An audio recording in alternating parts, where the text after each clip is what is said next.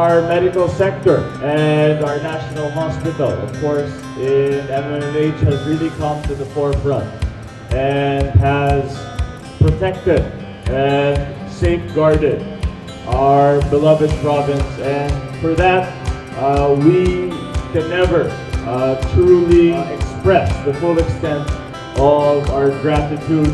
And I hope that it's not only in this pandemic wherein our health workers are appreciated.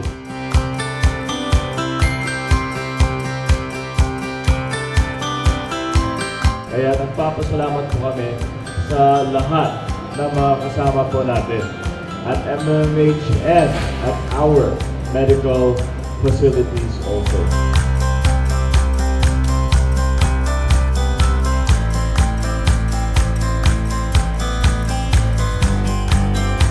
It's my pride and honor to be with you today to celebrate National Hospital Week, but may we express our appreciation well beyond this week. Maraming salamat po, Ms. Jacqueline.